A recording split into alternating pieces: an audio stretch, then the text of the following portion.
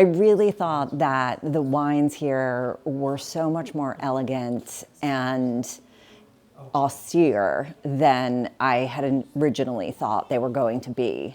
In America, we really drink a lot of the DOC wines, and they're always really fun, and they have lots of fruit notes and peach notes, but very yellow peachy and just bigger bubbles, whereas the wines that we tried really ranged, and I thought that they were much more elegant. You can pair them so well with food, and the winemakers and their stories were so fun to hear, just about everything they used to do and the history that they're building on and what they're trying to do now in terms of just making the wines really elegant. So I was happy to have been lucky enough to have tried so many great and different wines. The American audience is very varied.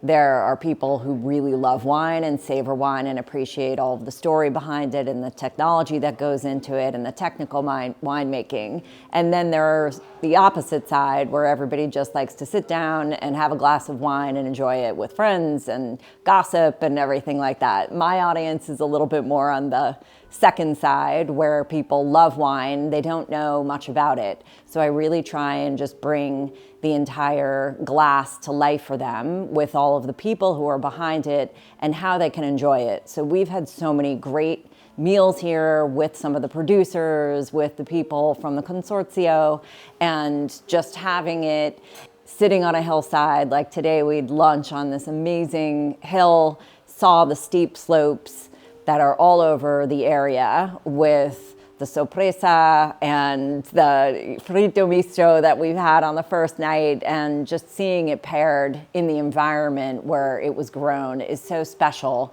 And I think that's what helps bring the story to life and bring this particular wine to life in difference from every other wine that's grown.